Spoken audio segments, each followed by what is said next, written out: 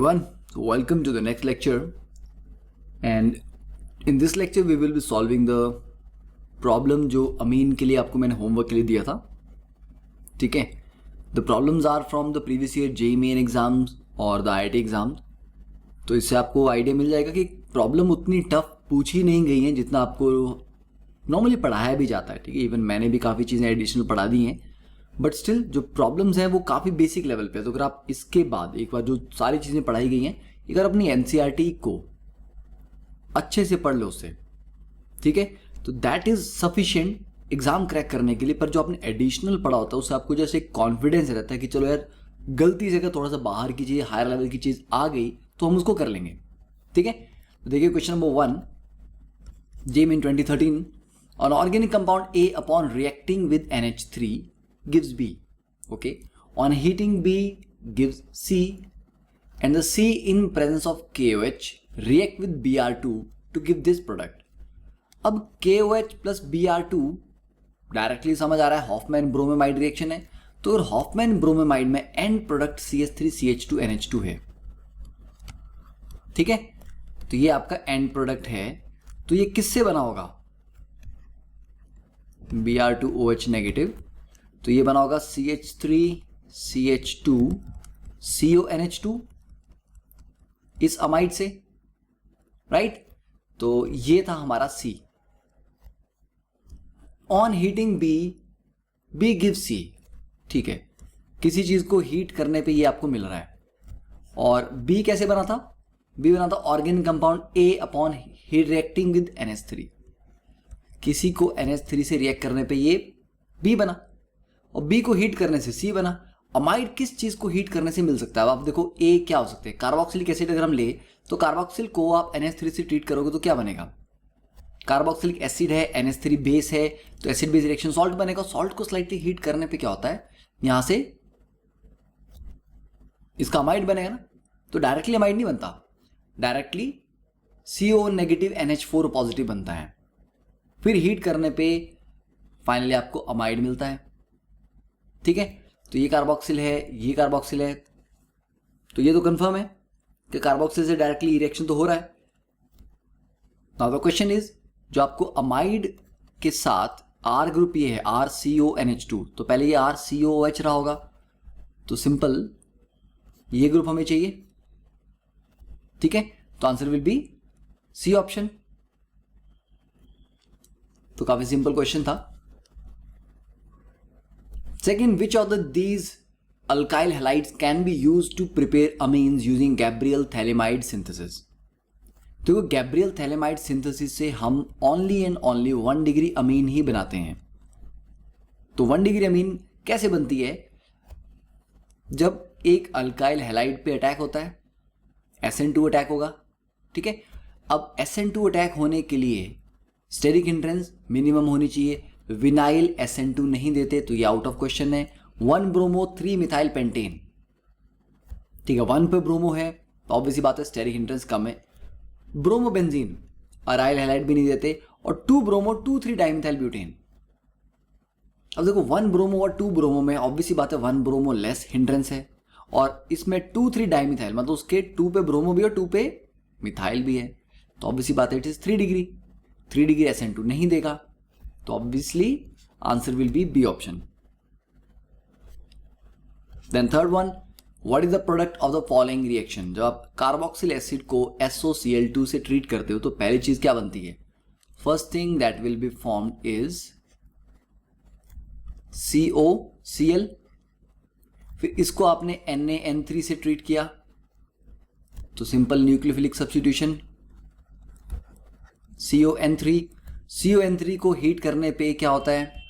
N2 निकल जाता है, आइसोसाइनेट बनते हैं RnCO, फिर फाइनली वाटर अटैक करेगा.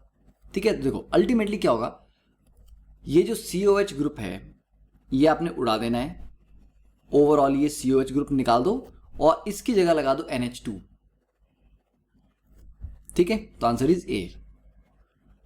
तो दिस इज कर्टियस रीअरेंजमेंट या कर्टियस रिएक्शन आप इसको बोल सकते हो.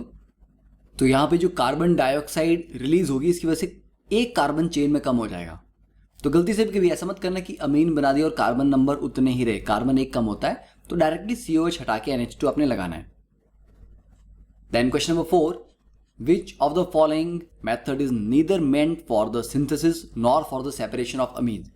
हिंसबर्ग सेपरेशन के लिए यूज करते हैं, हॉफमैन मेथड भी सेपरेशन के लिए यूज करते हैं, कर्टियस प्रेपरेशन के लिए, सिंथेसिस के लिए। वुड्स रिएक्शन का अमीन से कोई रिलेशन नहीं है। Then question number 5, which one of the following is the strongest base in aqueous solution. तो ये आप NCERT एक बार देखेंगे तो NCERT में डायरेक्टली मेंशन है, जब मिथाइल अमीन की बात करते हैं तो बेसिसिटी ऑर्डर एक्वस फेज में आता है 2 डिग्री, 1 डिग्री, 3 डिग्री, ठीक है 2 1 3, तो दैट इज डाइमिथाइल अमीन। क्योंकि इसमें डायरेक्टली 3 डिग्री क्यों नहीं होता, क्योंकि एक्वस फेज में हाइड्रेशन और इंडक्टिव इफेक्ट दोनों एक दूसरे के अगेंस्ट काम करते हैं। देन क्वेश्चन नंबर 6, देखिए सेम क्वेश्चन JEE 2014 में रिपीट हुआ। Considering the basic strength of amines in aqueous solution which one has the smallest pKb value. तो pKb जितना स्मॉल होगा उतनी बेसिसिटी ज्यादा होगी, जैसे pKa जितना छोटा होता है एसिडिटी ज्यादा होती है, तो pKb value is inversely proportional to basicity. Smaller the pKb higher the basicity. तो स्मॉलेस्ट pKb पूछ रहा है, स्ट्रांगली या स्ट्रॉन्गेस्ट बेस। एनिलीन तो बहुत वीक हो गया क्योंकि नाइट्रोजन का लोन पेयर रेजोनेंस में डीलोकलाइज हो रहा है। अब 1 डिग्री, 2 डिग्री, 3 डिग्री में अभी पढ़ा हमने कि 2 डिग्री ज्यादा बेसिक है एक्वस मीडियम में। अगर ये मेंशन नहीं किया हो तो आप गैसेस लेके चलेंगे। Next, arrange the following amines in the order of increasing basicity. अब इसके केस में देखो, पहले में ऑब्वियसली बात है जो एलिफेटिक है वो ज्यादा होगा, एरोमेटिक तीनों है तो वो और कम होंगे। पर जो नाइट्रो ये विड्रॉइंग ग्रुप है, विड्रॉइंग ग्रुप वाला, और ये डोनेटिंग ग्रुप है, तो डोनेटिंग ग्रुप बेसिसिटी बढ़ाते हैं, तो नाइट्रो और पीछे होना चाहिए ऑर्डर में, सबसे कम बेसिक होना चाहिए था, तो पहला तो गलत हो गया। सेकंड में नाइट्रो काफी आगे हो गया, ये वैसे भी गलत हो गया। थर्ड में नाइट्रो सबसे आगे हो गया, वैसे गलत हो गया। तो आंसर इज डी ऑप्शन। पहले एलिफेटिक क्योंकि नाइट्रोजन का लोन पेयर अवेलेबल है, कहीं डीलोकलाइज नहीं हो रहा, फिर उसके बाद डोनेटिंग ग्रुप वाला, फिर सिंपल एनिलीन, फिर नाइट्रो एनिलीन। तो सिंपल सा बेसिसिटी ऑर्डर आया हुआ है। Then question number 8, the correct order of increasing basic nature for bases. अब यहां पे हमें मेंशन नहीं किया कि एक्वस मीडियम है या गैसेस है, तो ऑब्वियसली बात हम गैसेस लेके चलेंगे। तो गैसेस में इंडक्टिव इफेक्ट लगेगा, जितने ज्यादा अल्काइल ग्रुप कनेक्टेड होंगे उतना ही ओवरऑल बेसिसिटी ज्यादा होगी। तो simple NH3 1 degree and 2 degree, तो answer is C. Then question number 9, which of the following is the strongest base. Aniline है, नाइट्रोजन का लोन पे डीलोकलाइज है तो कम बेसिक है, ये भी एनिलीन का डेरिवेटिव है, ये भी एनिलीन का ही डेरिवेटिव है, सिर्फ ये एलिफेटिक है, यहां नाइट्रोजन का लोन पे डीलोकलाइज नहीं है, तो answer is B. Then question number 10, what is the product of the following reaction.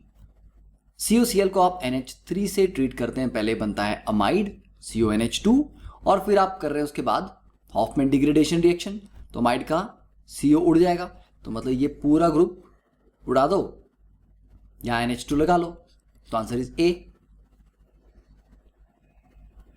Then question number 11, which of the following amines is least basic. यहां नाइट्रोजन का लोन पे डीलोकलाइज और ऊपर से विड्रॉइंग ग्रुप लगा है, तो बेसिसिटी काफी कम है। यहां नाइट्रोजन का लोन पे डीलोकलाइज भी और ये एरोमेटिसिटी के लिए रिस्पॉन्सिबल है, इसको काउंट करके ही 6 पाई इलेक्ट्रॉन्स कंप्लीट होते हैं। तो जो लोन पेयर एरोमेटिसिटी के लिए रिस्पॉन्सिबल है उसको तो हम डोनेट नहीं करते। यहां पर लोन पेयर अवेलेबल है, इट इज नॉट डीलोकलाइज, पर नाइट्रोजन इज sp2 हाइब्रिडाइज। यहां का लोन पेयर भी अवेलेबल है बट नाइट्रोजन इज sp3, तो हमें पता है कि sp3 is more basic then sp2, ठीक है। ओ सॉरी, लीस्ट बेसिक पूछा हुआ है, तो लीस्ट बेसिक कौन सा जाएगा, बी, क्योंकि एरोमेटिसिटी के लिए इन्वॉल्व है, and this will be the most basic, right. Then question number 12, in this chemical reaction CHCl3 3KOH gives you A plus B, the compound A and B are respectively। जब आप CHCl3 KOH के साथ treat करें तो it is directly confirm है कि ये 1 degree अमीन है, तो ये कार्बाइलामीन रिएक्शन है, और कार्बाइलामीन में बनते हैं आइसोसाइनाइड्स, ठीक है। और आइसोसाइनाइड के साथ जो बाई प्रोडक्ट होता है वो क्या होता है? क्या K2CO3 बनता है कहीं पे? नहीं, K2CO3 नहीं बनेगा। यहां पे जो बाई प्रोडक्ट है that is KCl। Then question number 13.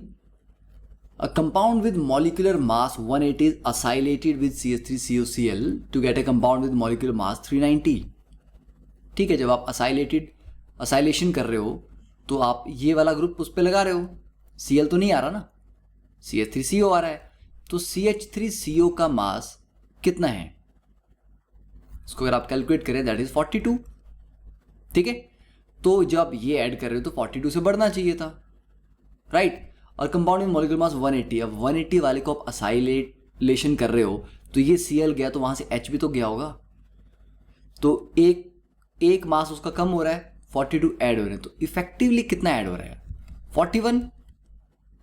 The number of amino groups present per molecule of the former compound. तो इसलिए ये बोल ही दिया कि ये जो कंपाउंड है ये अमीन है।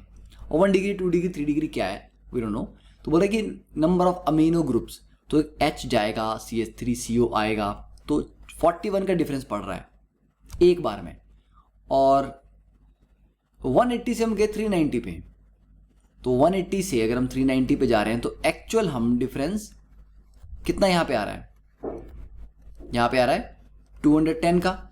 ठीक है, तो 210 का डिफरेंस क्रिएट करने के लिए हमें ऐसे कितने ग्रुप्स लगेंगे? 41 वाले या 42 वाले कर लो, तो 210 डिवाइड बाय 42 ये आ गया 5। 41 करके देखो तो नियरेस्ट इंटीजर यही आएगा, तो दैट इज 5 ग्रुप यहां पे प्रेजेंट होने चाहिए। ठीक है, तो बहुत सिंपल क्वेश्चन, कॉम्प्लिकेटेड नहीं है पर सोचने वाला क्वेश्चन है, मतलब बच्चा कंफ्यूज इसमें डेफिनेटली हो सकता है। और देखो बहुत सिंपल सा क्वेश्चन पूछा है। ठीक है, तो अगर आपको सॉल्व भी करना है तो आप ऐसे समझ लो, RNH2 प्लस ClCOCH3, तो यहाँ पे HCl निकाल दो इनका, तो ये RNHCOCH3 हो गया। तो जो नया पार्ट ऐड हुआ मॉलिक्यूल में वो तो ये है, और इसका वेट 42 है। तो जितने ऐसे यूनिट्स ऐड होते जाएंगे उतने ही 42 के मल्टीपल्स ऐड होंगे आपके मास में, नॉट आपके मास में, मॉलिक्यूल के मास में। ठीक है, in the chemical reaction aniline NaNO2 HCl, तो ये बना डायजोनियम सॉल्ट और उसको HbF4 से ट्रीट करते हैं तो फ्लोरोबेंजीन बनता है। क्लियर है, तो AAA 2010 का क्वेश्चन है। तो फ्लोरोबेंजीन यहां पे बनेगा, तो साथ में बाई प्रोडक्ट क्या होंगे? सॉरी नॉट बाई प्रोडक्ट, अच्छा A और B। तो A क्या बन गया हमारे पास? बेंजीन डायजोनियम क्लोराइड, और दूसरा आ गया फ्लोरोबेंजीन। बिल्कुल सिंपल क्वेश्चन, मतलब 10-15 सेकंड में होने वाला क्वेश्चन है। Then come the fluorobenzene can be synthesized in the lab by heating phenol with HF and KF। तो फ्लोरोबेंजीन डायरेक्टली प्रिपेयर नहीं की जाती बिकॉज फ्लोरीन के साथ जो रिएक्शन है वो रिलेटिवली थोड़े ज्यादा एक्सोथर्मिक होते हैं। ठीक है, तो उसके लिए from aniline by diazotization followed by heating with, yes अभी हमने सॉल्व किया था, तो वो कब का है? वो 10 का और ये 6 का है। देखो एग्जैक्टली सिमिलर चीजें पूछ ली हैं। Then 16 conversion of benzene diazonium chloride to chlorobenzene is an example of which of the following reaction? Send me here. Claisen कुछ और होता है, Fiddlecraft कुछ और होता है, Woods कुछ और होता है। Send me reaction. Right? याद है ना?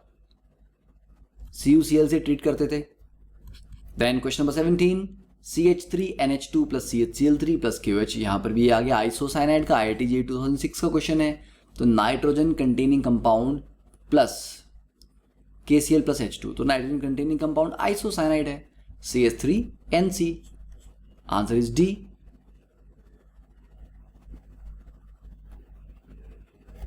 Then question number 18. Match the 4 starting material PQRS in the list 1 with the corresponding reaction schemes 1, 2, 3, 4 provided in the list 2. CH triple bond CH, ठीक है, तो CH ट्रिपल बॉन्ड CH दे दिया यहाँ पे। Okay, list 1 में, लिस्ट 2 में scheme 1 दी है, KMnO4 से ट्रीट किया, तो CH ट्रिपल बॉन्ड CH का KMnO4 से क्या काम? ठीक है, CH ट्रिपल बॉन्ड CH क्या करेगा? रेड हॉट आयरन, ये बेंजीन बनाता है, रेड हॉट आयरन से पास करते हैं ना 3 एसिटिलीन को, याद है? 3 CH triple bond CH, red hot iron tube से पास करते हैं तो ये C6H6 बनाता है। ओके, तो बेंजीन बनी। फिर बेंजीन को आपने फ्यूमिंग HNO3 से ट्रीट किया तो नाइट्रो ग्रुप लगेगा H2SO4 के साथ।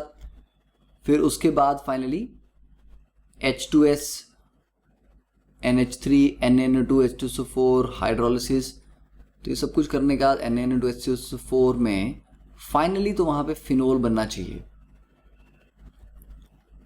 तो यहाँ पे आई थिंक रिएक्शन हमें करना ही पड़ेगा। तो बेंजीन की अगर हम नाइट्रेशन करें फ्यूमिंग HNO3 H2SO4 हीट, तो नाइट्रेशन कितनी हो सकती है? एक नाइट्रेशन कर दिया, ठीक है। अब अगर आप H2S NH3 अमोनियम सल्फाइड यहाँ पे लेते हैं, that is use for selective reduction of nitro group. अगर हमारे पास एक ही नाइट्रो, तो हम सेलेक्टिव रिडक्शन कैसे करेंगे? तो कम से कम 2 नाइट्रो हमें चाहिए। तो पहले एक नाइट्रो होगा, तो जो दूसरा नाइट्रो है वो ये मेटा डायरेक्टिंग ग्रुप है, तो ये मेटा पोजीशन पे लाएगा। फिर इसकी NH4 2S अमोनियम सल्फाइड से सेलेक्टिव रिडक्शन आप करोगे, तो सेलेक्टिव रिडक्शन में दोनों में से कोई एक ग्रुप रिड्यूस होता है। कौन सा, ऐसा कोई उसके लिए हमारे पास इंफॉर्मेशन नहीं है, ठीक है, पर दोनों में से एक ग्रुप रिड्यूस होगा। ये बना। अब जो NH2 ग्रुप है, हाँ अब देखो, अब ये NaNO2HCl ये H2SO4 के साथ डायजोनियम बनाएगा। डायजोनियम के बाद फिर जब हाइड्रोलिसिस आप करोगे तो उसकी जगह आ जाएगा OH, ठीक है।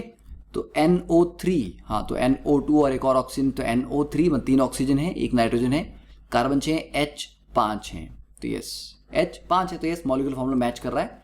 तो P के साथ आ जाएगा 3। तो एक देख लेते हैं कि आंसर में ऐसी कितनी ऑप्शन है, B और C है। अब ये डिफर कर रहे हैं Q, R और S में, तो Q का चेक कर लेते हैं 1 और 4। अगर ये हो गया तो फिर आंसर हमारा यहीं से आ जाएगा। तो Q का 1 और 4, तो Q को अगर हम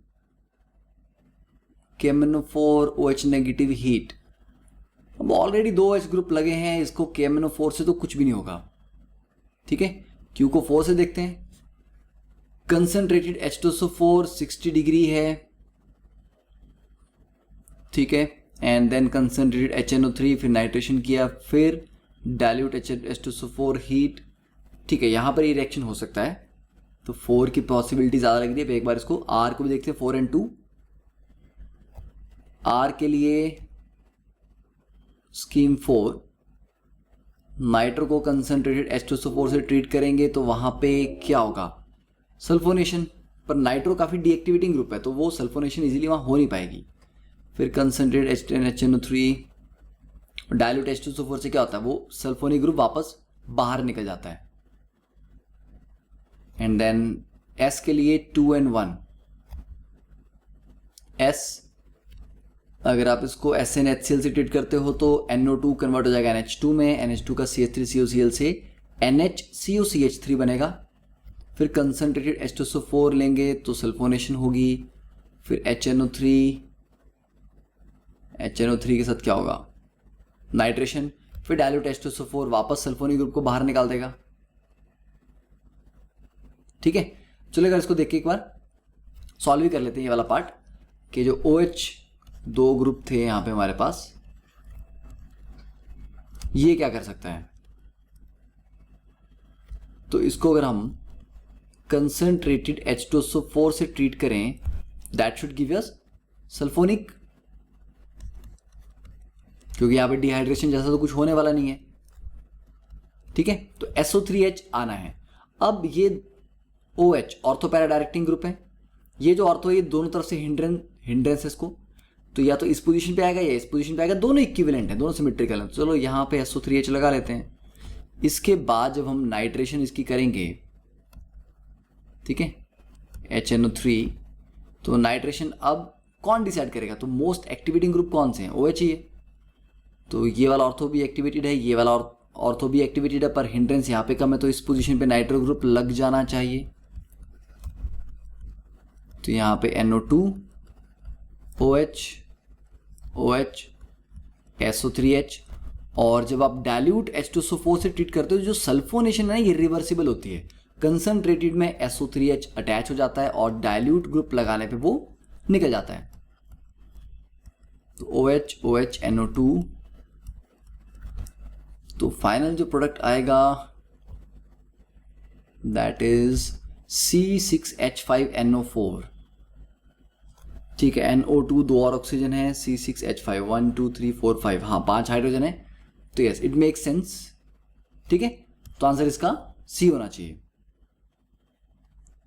then question number 19, in the following reaction the major product is.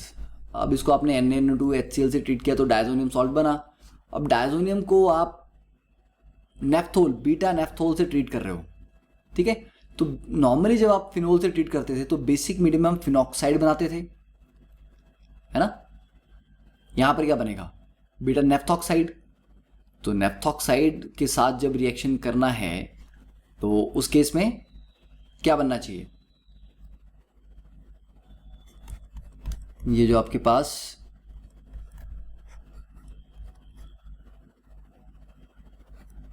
Actually यहाँ पर उन्होंने जो अलाइनमेंट है वो ठीक नहीं दी है, 3 ग्रुप लगा दिए, गलत है।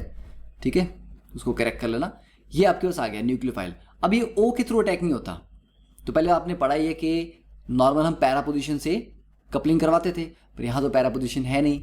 अब ये जब नेगेटिव चार्ज घूमेगा तो ये कहाँ जाएगा, एक बार यहाँ पे आएगा।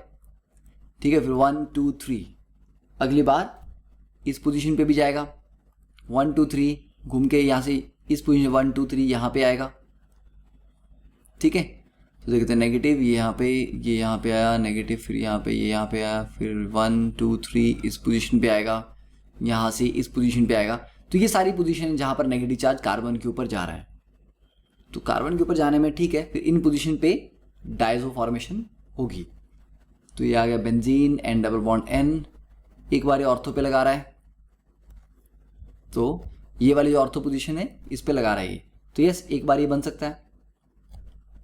सेकंड में N डबल बॉन्ड जो N है वो OH के मेटा पोजीशन पे है, तो OH जो था उसके मेटा पे तो बिल्कुल नहीं आने वाला, तो ये तो गलत हो गया। फिर यहां पे OH से दूसरा जो रिंग है उसमें ऑर्थो, ठीक है, यहां पे भी एक बार आ सकता है, कोई प्रॉब्लम नहीं है। देन यहां पे N डबल बॉन्ड N, ये सेम साइड है, ये सिस वाला हो जाएगा, सॉरी ये ट्रांस वाला हो जाएगा, सिस वाला हो जाएगा। दोनों में बेंजीन से वो से मेटा, देन वहां से ऑर्थो। ठीक है, इन दोनों में C और D में एक्चुअली ज़्यादा स्टेबल जो है वो D होना चाहिए, क्योंकि यहाँ पर N डबल बॉन्ड N किस में, ट्रांस ओरिएंटेशन में। C में N डबल बॉन्ड N सिस ओरिएंटेशन में, क्योंकि लोन पेयर ऊपर है, इसका लोन पेयर ऊपर है सिस में। यहाँ पर इसका लोन पेयर ऊपर होगा, इसका लोन पेयर नीचे होगा, तो ये ट्रांस होगा। तो C और D में ज़्यादा स्टेबल है D वाला। ठीक है, अब B तो आउट ऑफ क्वेश्चन हो गया, यहाँ पर ये भी ट्रांस है तो ये भी सही है। अब जो मोर स्टेबल मेजर प्रोडक्ट इसमें लग रहा है, I think that should be major product W is A होना चाहिए, क्योंकि इसके जनरली रिएक्शन ऑर्थो पोजीशन पे होते हैं। ठीक है, क्योंकि इस ऑर्थो पे तो फिर थोड़ी सी हिंड्रेंस है, ये वाला जो ऑर्थो है यहाँ पर हिंड्रेंस थोड़ी सी कम है, तो नॉर्मली ऑर्थो वाला इस पे ज़्यादा आना चाहिए था, बट इन्होंने ये वाला मेंशन किया है, तो may be because of the arrangement of double bond किस तरह से वो नेगेटिव चार्ज आ रहा है। तो A should be the major product.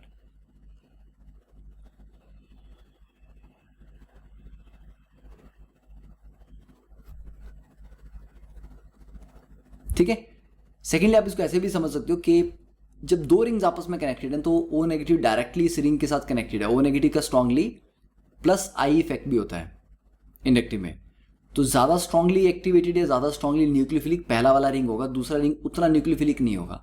तो पहले रिंग से अटैक इन्होंने यहीं पे करवाया हुआ है, क्योंकि मेटा से तो अटैक होने वाला, इसलिए नेफ्थॉल के केस में पहले रिंग से ही अटैक फेवरेबल होगा। तो that is all for amines. Now this organic part is finished, 1 chapter is remaining, that is the biomolecule. तो बायोमोलिक्यूल को चलो देखते हैं नेक्स्ट कब करना है उसको फिनिश।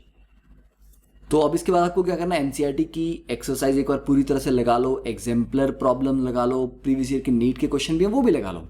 उससे ज़्यादा आपको कुछ करने की जरूरत नहीं, काफ़ी चीज़ें हमने डिस्कस कर रखी हैं। अगर आप कोई बुक रेफर कर रहे हो, पैकेज सॉल्व कर रहे हो, तो वो करते रहो, that is up to you. ठीक है, so that's all, thank you, have a nice day.